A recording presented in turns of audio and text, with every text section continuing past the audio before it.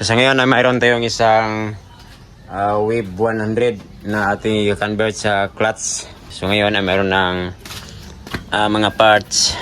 Yan. Clutch kit. Yan.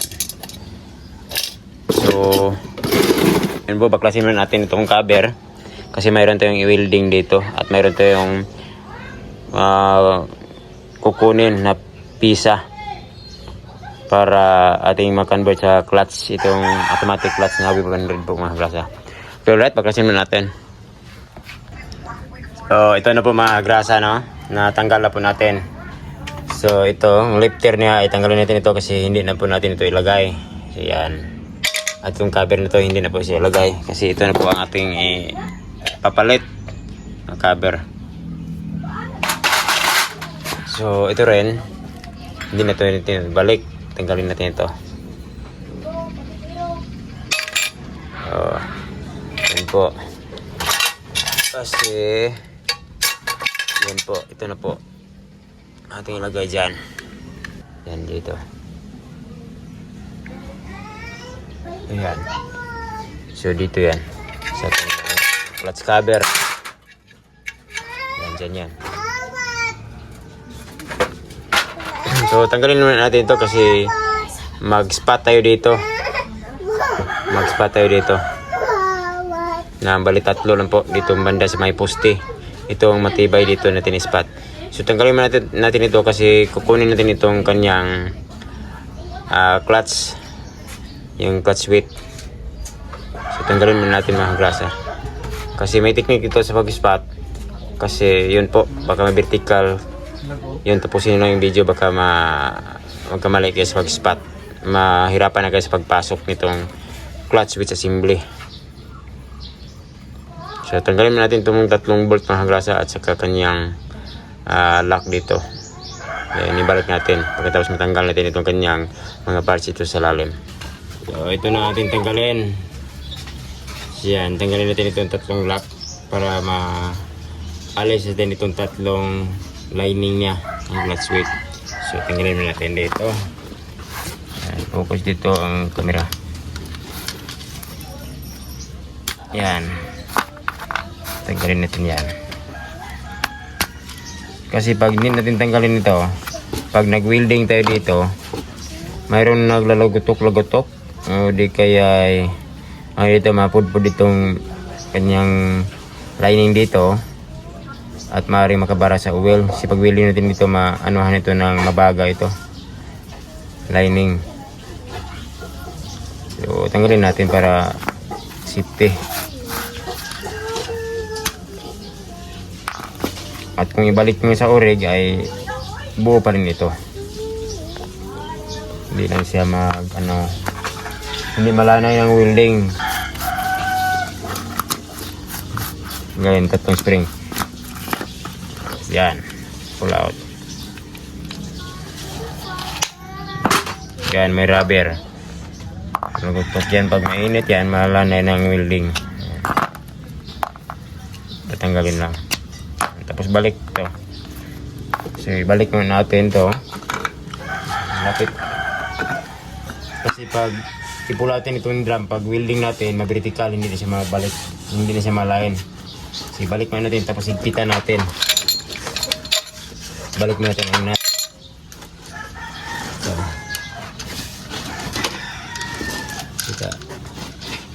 So balik mo natin, higpitan natin. Tapos saka tayo mag-welding para hindi siya madisalign. Yan ang tamang pag spot. So yan, mag-welding muna tayo dito. Ito isa, spot dito, bali tatlo lang dito sa may bandang poste kasi para matibay pa siya. Yan, may posting tatlo. So dito tayo mag-spot, dito. Okay, bago tayo mag-spot, kailangan dito yung ground. Kasi pag dito niya ilagay ang ground sa malayo sa ating when i-spot, i-welding, ay magkaroon ng problema.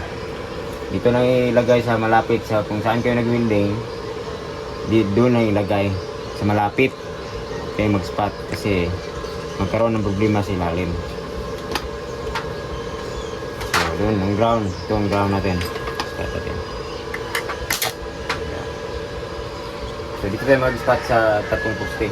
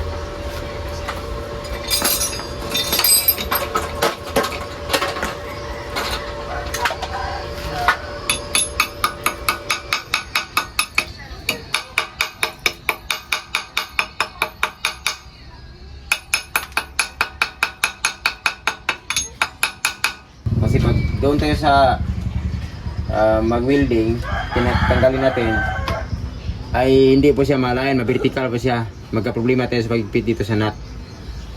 Kasi yun po, hindi na siya mapasok. So, kailangan na i-welding dito, nakakabit sa motor.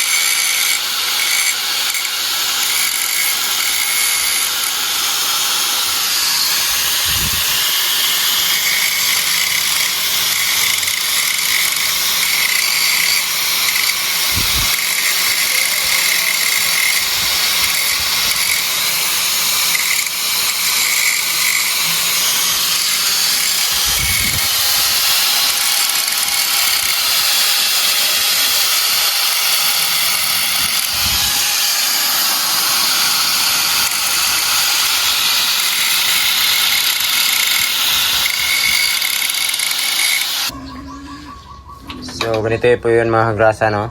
So, natapos na po natin itong na welding at saka na grind. So, bali, mayroon po mga iba't ibang mga paraan kung paano ba mag-latch conversion. Pwede po, hindi na po siya i-welding. Tapos, tanggalin lang itong bell. Saka ito. Tapos, i-bolt na lang. So, sa ganitong paraan ay wini-welding po natin. So, yun po mga klase, no? Ikabit mo natin ang cover. So, ganito po. Nalagay na po natin. So, yan. So, yan po. Yan ang bearing. So, dito may bearing din. So, may bearing yan dito. Tapos, yun po. Dito yung isang stick bearing dito sa cover na to dito. Yan dito. So, yan po.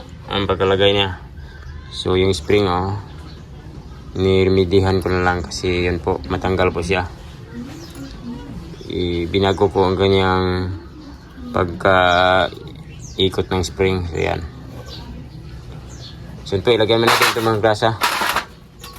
Ang cover. So ayan na po, nalagay na po natin itong cover. So i-try nyo lang kung ano ba siya dito. Mayroon ba siyang tulak-tulak pa siya dito pag galawin natin ito. I-try natin.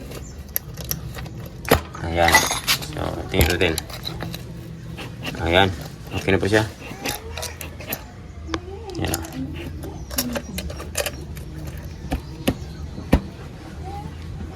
Ayan, okay na po siya.